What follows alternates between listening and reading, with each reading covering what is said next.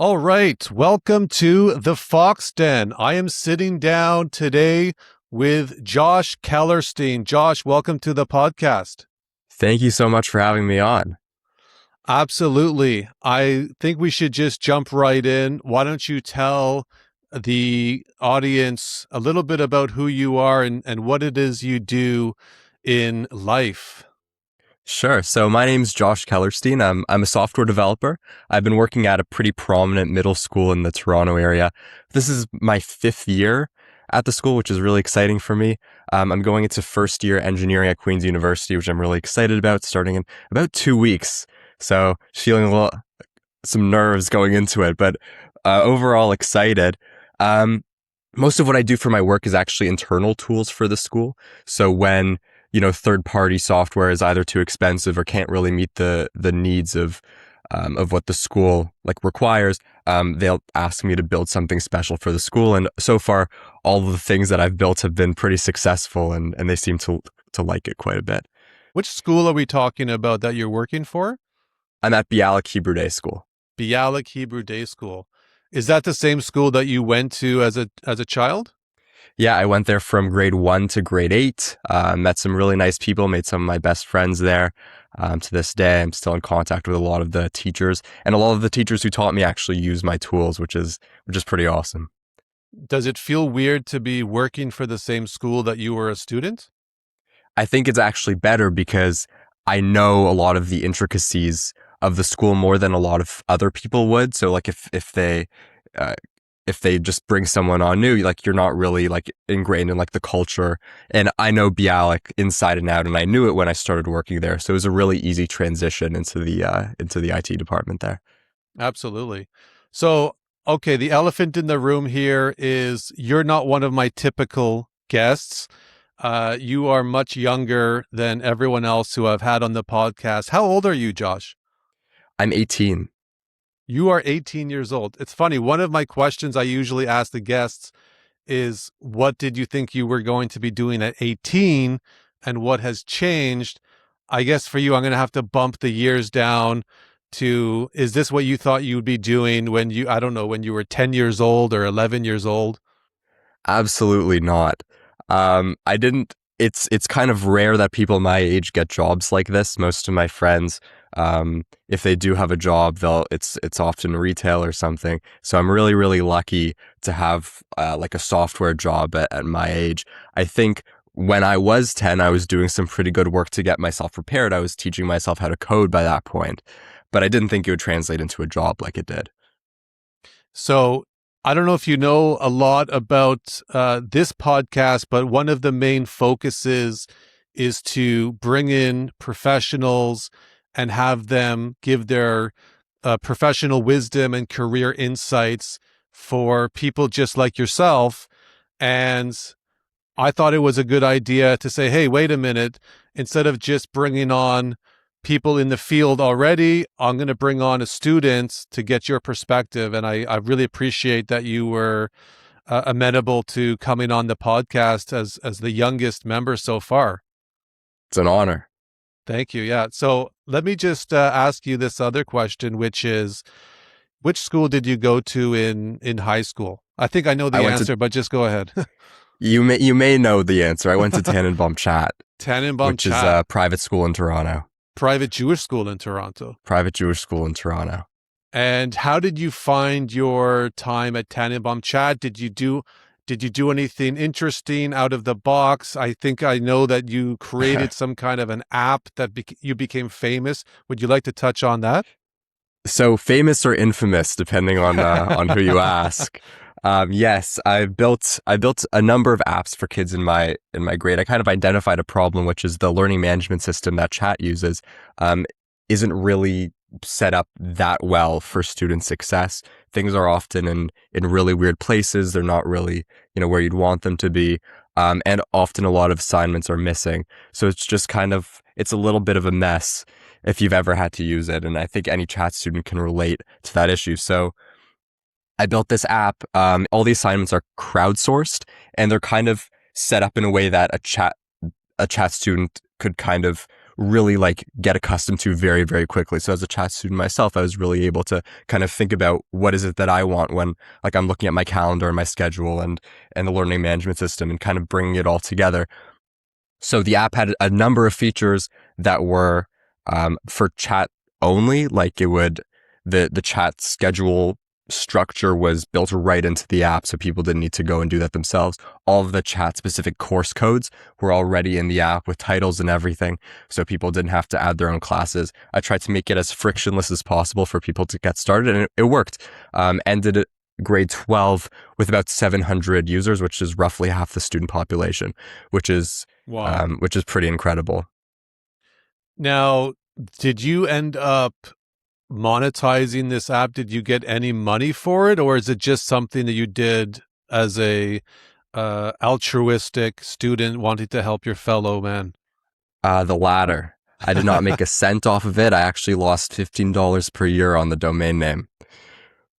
So But you were actually losing money on this enterprise, but a you little did bit. it. But you did it anyway because you want. Is this something you did for fun? You wanted to put it on your resume. What was your motivation for that? All of them. So I love coding. I think, I'm someone who my brain's always just firing things. So I often just can't get it to be quiet. And I found that coding is the one thing that I can do that will channel basically all of my focus. So it's an activity that I kind of gravitate to a lot. If I just need to like calm down or something. So naturally I like it a lot and I find it quite fun, but also for the resume, I think it looks great on the resume. I got this scholarship, which I had to go through a pretty rigorous interview and application process. And I talked about that project specifically a lot because it's not something that many people do. And of course, it helped me gain credibility with chat kids and certain administrators that kind of put my name on the map in many ways, not just in my grade, but I had people from all 4 grades at chat using it. So this is how you made your mark at chat, and I think it's wonderful. I wanted to drill down a little bit deeper on what you just said because this is something that's incredible. You have received a very, very expensive scholarship. You didn't mention how much you got. I don't know if you feel comfortable mentioning, but tell me a little bit more details about this scholarship. So the scholarship that I got is the UJA Schulich Scholarship. It's if you're a Jewish student in Canada who's going to either engineering or sciences, you can apply for it, and every year it's awarded to 10 students. Engineering students like myself get $120,000 over 4 years, and Holy smokes. science students get $100,000 over 4 years. And yeah, So it's you a received huge deal. So you received $120,000 scholarship. And what was that based on? That was based on your marks. That was based on your extracurricular activities. How did they determine that? So marks kind of get you through the door. If you have high marks like myself, you can certainly go ahead and apply, but it's definitely not the only thing that they look at. It's a good thing to have. I think what they're mainly looking for is leadership potential, work experience, experience out of the classroom. If you have any extracurricular activities, you can definitely talk about it. They're mostly looking for like initiative, and just things that you do outside of the classroom, on top of your schoolwork. Now, you seem like a very bright young man who's accomplished a hell of a lot in only 18 years. It seems like you are gifted. Are you naturally gifted? Were you recognized as a gifted person? I was not. I've been Okay. tested, but I wasn't. I don't want to throw this word around lightly, but you seem kind of like a genius with all of I these things that appreciate you're it. doing. I think it's a common misconception among a lot of the people who I'm close with that I can kind of just walk into a test and get 100 on it. That's not true. I work very, very hard. I spend many, many hours studying, and just making sure that I'm prepared enough for like tests and assessments at school. And then I also spend several hours outside of the classroom, working on my side projects and my passion projects and things like that. Um, it was definitely not always smooth sailing. I think for that app I built for chat, I spent basically my entire winter break coding it 1 year. So, it's definitely lots of hard work, lots of hours putting in, lots of compromises that I have to make. But I think I've been able to strike quite a good balance. Like my social life is still quite good. I find enough time to hang out with my friends and do my side projects and and get good grades. So, you kind of have to find a balance, but I think it's very possible. And you still have time to hit the gym at the JCC because I've seen you there at the gym, right? I go for about 1.5 hours every day. That's my goal, Do you go every day, including the weekends?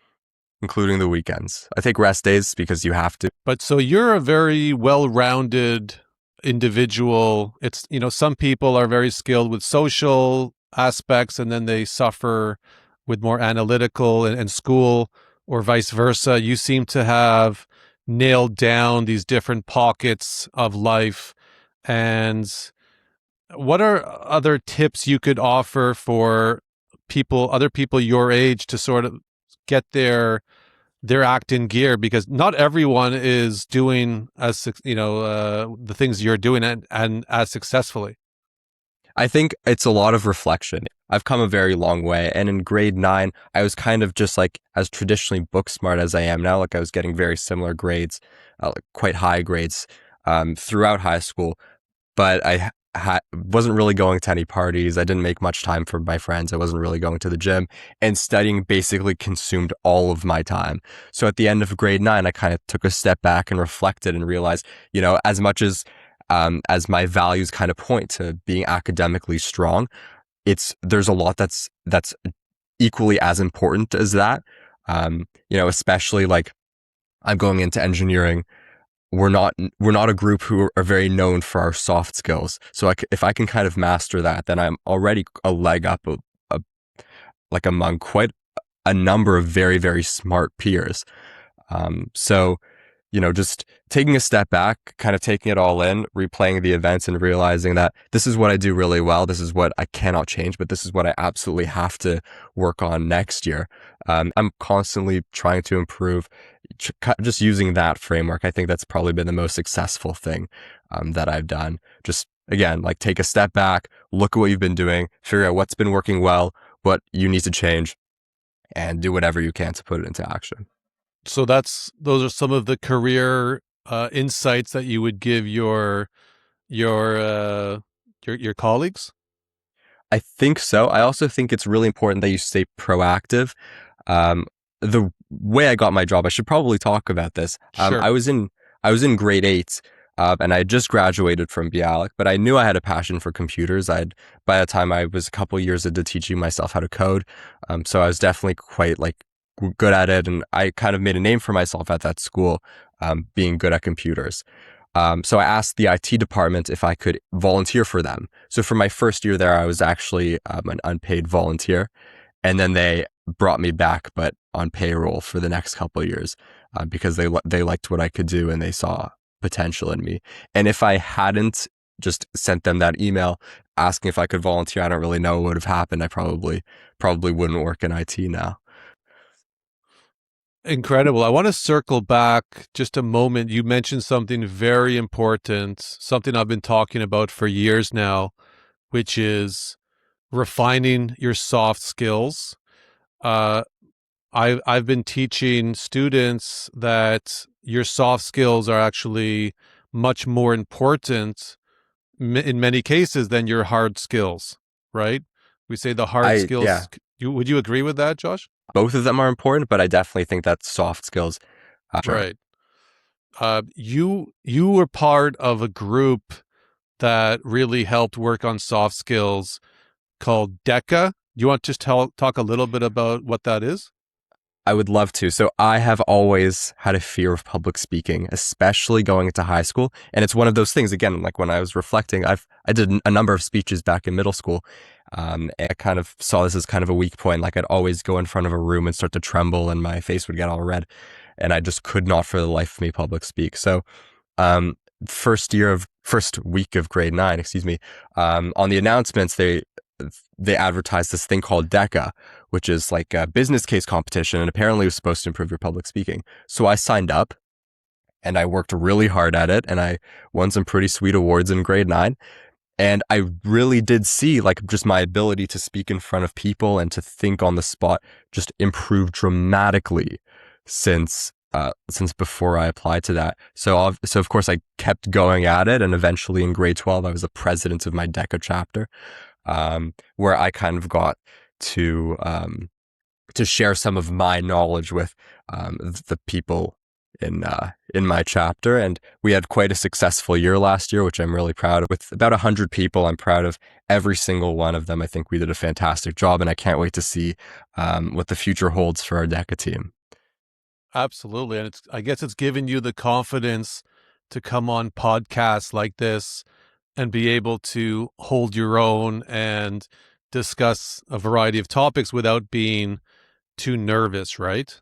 100%. I'd be very, very different without that experience from DECA.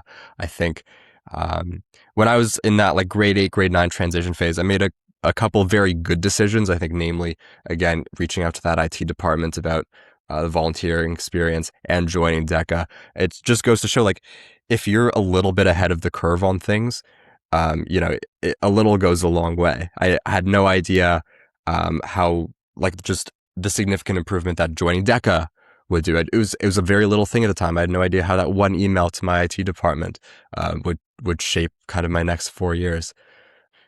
As we close here, do you have any final tips or tricks? I know you touched on a few earlier, but do you have any final tips or tricks or anything else that you really believe in that sort of guides you and is your North Star?